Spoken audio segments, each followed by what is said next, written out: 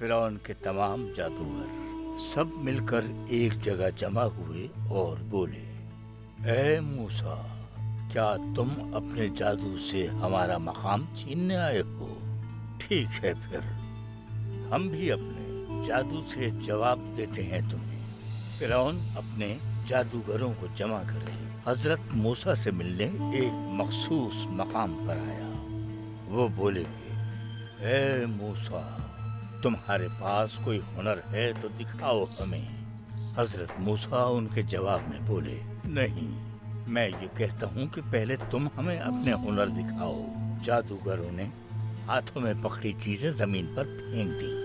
رسیوں اور لاٹھیوں نے اپنی صورت بدل لی اور سانپوں کی شکل اختیار کر لی۔ حضرت موسیٰ لمحے بھر کے لیے ذرا گھبرا گئے۔ فوراً جواب آیا حق تعالیٰ کی طرف سے، ڈرو نہیں، تم ہی غالب آؤ گے۔ پھر انہیں مخاطب کیا، اپنے ہاتھ میں پکڑا ہوا عصا تو پھینکو، یہ ان کے سارے فریب کو نگل لے گا۔ انہوں نے جو کچھ بنایا ہے وہ جادوگروں کا فریب ہے۔ جادوگر جہاں بھی چاہے چلا جائے، وہ فلاح نہیں پائے گا۔ یہ دیکھ کر تمام جادوگر سجدے میں گر پڑے۔ ہم ہارون اور موسیٰ کے رب پر ایمان لائے۔ انہوں نے کہا، دنیا کے تمام چنے ہوئے ماہر جادوگر تھے فرعون کے پاس، وہ بھی حیران رہ گئے، کیونکہ حقیقی سچائی تو بس اللہ جانتا ہے۔ اور جب تم یہ سوچتے ہو کہ تم موسیٰ بن گئے ہو اور تم فرعون،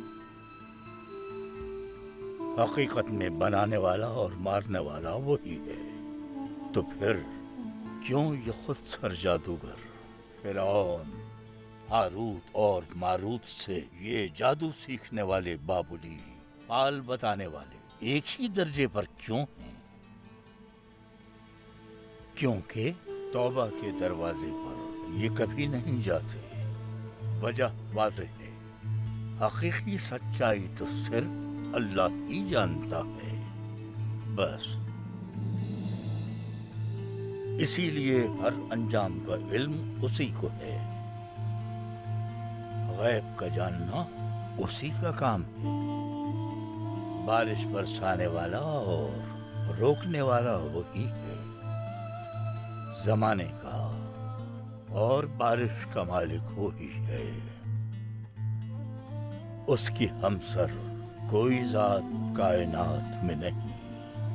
جو کہتے ہیں کہ ہے وہ وحدت کا انکار کرتے ہیں۔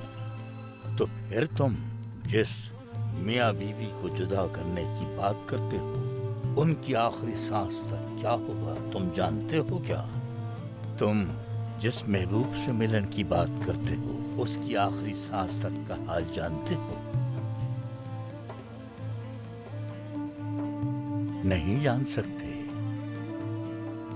چونکہ حقیقی سچائی صرف اور صرف اللہ جانتا ہے۔ میں بھی جانتا ہوں کہنے والے محض مشکل حل کرنے کی کوشش کرتے ہیں، وحدت کا انکار، یکتائی کو جھٹلانا، راہ روکنے والے لٹیروں کی مثل، گھروں میں گھسنے والے ڈاکوؤں کی طرف، پیچھے پڑ جانے والوں کی طرح، ظلم کرنے والوں کی طرح۔ شکست کئی قسم کی ہوتی ہے۔ فقہ میں ہر عمل کا حکم اور جزا درج ہے شریعت کے مطابق۔ یہ ہے اصل مسئلہ۔ کسی کے لیے کوئی مشکل کھڑی نہ کی جائے اور کسی بھی فرد یا حق کو دھوکہ دینے کی کوشش نہ کی جائے، کیونکہ ہم انہی کے پیروکار ہیں۔ ہمارا کام محمدی بننا ہے، کیونکہ قرآن کہتا ہے کہ ہمارے حضرت پیغمبر نہ مجنوں نہ سحرباز نہ ہی جادوگر ہیں، بلکہ تمام جہانوں کے لیے اخلاق کا اعلیٰ نمونہ ہیں۔ خالق کو ہم انسانوں سے اس کے علاوہ کوئی اور مطالبہ نہیں، نہ اس سے زیادہ نہ اس سے کم۔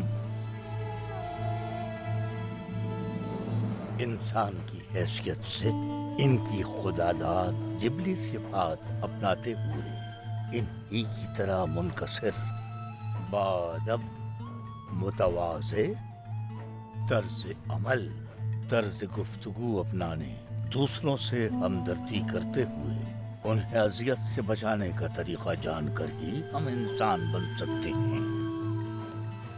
یقیناً یہ سب ہمارے خالق کے فائدے کے لیے نہیں ہے، یہ تو مخلوق کے لیے ہے۔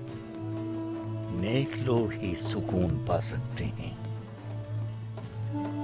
مطمئن ہوتے ہیں۔ ہاں، انسان بننے اور اس کا بندہ بننے کے علاوہ آخر کیا مقصد ہے ہمارا؟ لہذا نہ سحر نہ کرامت، بنیادی مسئلہ یہی ہے۔ سمجھو تو سحر بھی یہی ہے اور کرامت بھی۔